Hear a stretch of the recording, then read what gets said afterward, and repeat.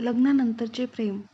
एकेकाळी एका छोट्याशा भारतीय गावात रवी आणि पूजा नावाचे एक तरुण जोडपे राहत होते. त्यांचे लग्न जुळले होते आणि पूजाचे वजन जास्त असल्याने रवी सुरुवातीला पत्नीच्या दिसण्याने निराश झाला होता. रवी एक देखणा माणूस होता आणि त्याला विश्वास होता की तो एका सुंदर पत्नीलाच पात्र आहे.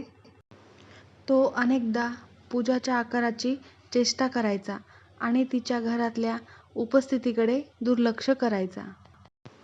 इतकं सगळं असूनही पूजाने तिच्या पतीविरुद्ध कधीही तक्रार किंवा कटुता व्यक्त केली नाही. ती शांत राहिली आणि रवीची काळजी घेत राहिली. त्याचे आवडते जेवण बनवत राहिली आणि घरात नेहमी स्वच्छता आणि नीटनेटके राहील याची काळजी घेत असे. तिचा दयाळू आणि सौम्य स्वभाव शेजाऱ्यांच्याही लक्षात आला नाही, ज्यांनी तिच्या संयम आणि प्रेमळ वागण्याबद्दलही कौतुक केले. एके दिवशी रवीचे मित्र त्याच्या घरी पार्टीसाठी आले. पूजाने घर सजवण्यासाठी आणि त्यांच्यासाठी स्वादिष्ट पदार्थ तयार करण्यासाठी किती मेहनत घेतली हे पाहून त्यांना आश्चर्य वाटले. त्यांनी तिची स्तुती केली आणि रवीला सांगितले की इतकी प्रेमळ आणि काळजी घेणारी पत्नी मिळाल्याने तो किती भाग्यवान आहे. रवीला त्याच्या मित्राच्या कमेंट्सने धक्का झाला.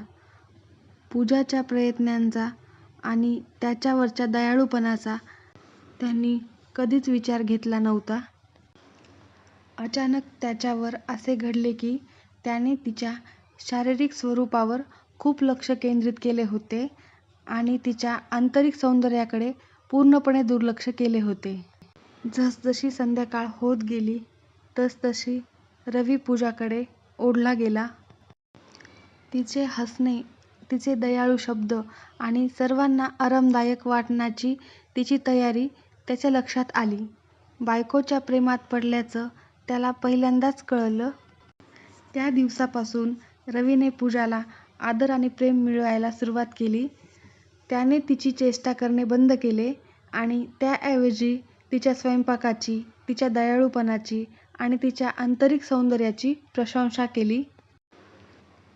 आपल्या पतीच्या वागण्यात झालेला बदल पाहून पूजाला आनंद झाला आणि त्याने त्याच्या पत्नीची आणि आपुलकीची प्रतिक्रिया दिली. जसजसा वेळ निघून गेला तसतसे रवी आणि पूजाचे प्रेम अधिक घट्ट होत गेले. ते त्यांच्या प्रेमळ नातेसंबंधासाठी चर्चेत आले आणि त्यांची कहाणी अनेक तरुण जोडप्यांसाठी प्रेरणादायी ठरली. रवीच्या लक्षात आले की लग्नात फक्त शारीरिक दिसणेच महत्त्वाचे नसते, त्याच्या पत्नीकडे असलेले आंतरिक सौंदर्य आणि दयाळूपणा हेही महत्त्वाचे होते. सरतेशेवटी रवी आणि पूजा हे सदैव आनंदाने जगले. त्यांनी सिद्ध केले की लग्नानंतरचे प्रेम शक्य आहे आणि खरे प्रेम केवळ शारीरिक स्वरूपापुरतेच मर्यादित नसते. त्यांचे प्रेम वाढत असताना रवीने त्याच्या जीवनशैलीत काही बदल करण्याचे ठरवले. तो रोज संध्याकाळी पूजासोबत फिरायला जाऊ लागला आणि तिला काही हलक्या व्यायामात सामील होण्यासाठी प्रोत्साहित करू लागला. एकत्र ते निरोगी जीवनशैली जगू लागले, ज्यामुळे पूजाचे वजन कमी होण्यास मदतच झाली नाही तर ते एकमेकांच्या जवळ आले. रवीलाही पूजाच्या इतर गुणांची प्रशंसा होऊ लागली, जसे की तिची बुद्धिमत्ता आणि तिची विनोदबुद्धी. त्याला तिच्यासोबत वेळ घालवण्याचा आनंद वाटला आणि ती काहीही असली तरी ती नेहमी त्याला साथ देण्यासाठी तिथे असते हे त्याला आवडले. दुसरीकडे पूजा आपल्या पतीच्या वागण्यातील बदल पाहून आनंदी होत होती.